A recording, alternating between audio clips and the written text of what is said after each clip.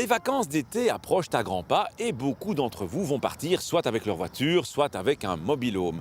Comme il s'agit souvent d'un long trajet effectué à pleine charge et sur des routes que vous ne fréquentez pas le reste de l'année, c'est donc un long voyage qui se prépare bien à l'avance. La veille ou l'avant-veille du départ, notre vacancier modèle commence par préparer son véhicule à la longue transhumance. S'il avait été proche d'un entretien, il aurait anticipé celui-ci. Ici, ce n'est pas le cas, mais avant le départ, il vérifie quand même les différents niveaux de liquide. Ensuite, il nettoie convenablement les vitrages, les phares et les rétroviseurs. Enfin, et ce n'est pas le moins important, il vérifie la pression des pneus en se référant au mode d'emploi du véhicule. Comme il a une galerie de toit, notre vacancier se montre particulièrement attentif à la fixation de celle-ci. Il aurait fait pareil avec un porte-vélo. Si vous utilisez une remorque ou une caravane, pensez également à vérifier celle-ci en commençant par les pneus qui s'usent même sans rouler. Ensuite, il faut préparer son itinéraire, même si on dispose d'un GPS, parce que celui-ci peut tomber en panne par exemple. Notre famille modèle emporte dès lors une bonne vieille carte papier, juste au cas où. L'étape du chargement est aussi essentielle. Le chargement ne doit pas être excessif en poids, il doit être bien réparti et bien arrimé. La plage arrière de votre véhicule n'est pas une extension du coffre et doit rester la plus dégagée possible pour votre visibilité, mais aussi car un petit objet lourd qui y serait placé deviendrait un projectile dangereux en cas de freinage brusque. Une fois nos vacanciers modèles partis pour leur long périple, ils font bien attention à garder les distances de sécurité car ils savent qu'un véhicule chargé aura besoin d'une plus grande distance pour freiner en cas d'urgence.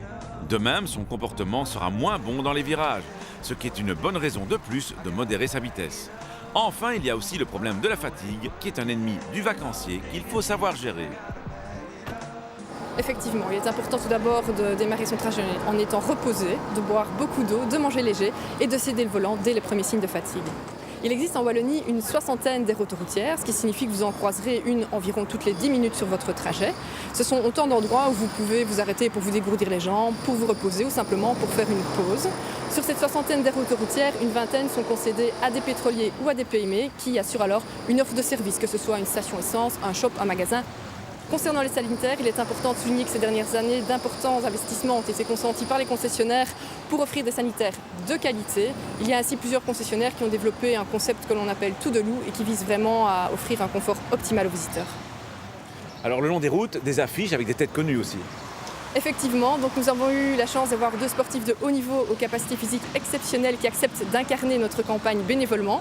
Il s'agit de David Goffin et de Jean-Michel Sèvres. Et donc notre message est d'autant plus percutant qu'il est incarné par des sportifs qui se dépassent chaque jour dans leur discipline, mais qui invitent chacun à leur image sur la route à respecter leurs propres limites en s'arrêtant sur les aires. Un long voyage, cela se prépare et cela se gère. Mais si vous vous dites que la route des vacances, c'est déjà les vacances, cela vous évitera bien des imprudences.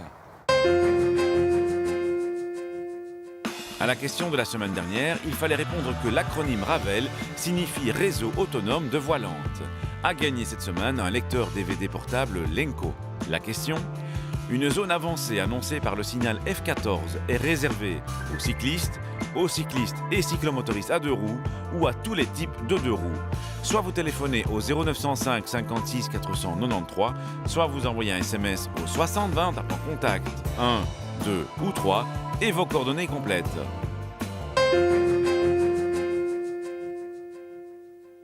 Il est recommandé d'accéder à un rond-point par la bande de droite si on sort dans l'axe d'entrée ou à droite de cet axe d'entrée. La bande d'accès de gauche est plutôt recommandée à ceux qui vont sortir à gauche de l'axe d'entrée du rond-point. À la semaine prochaine et d'ici là, bonne route!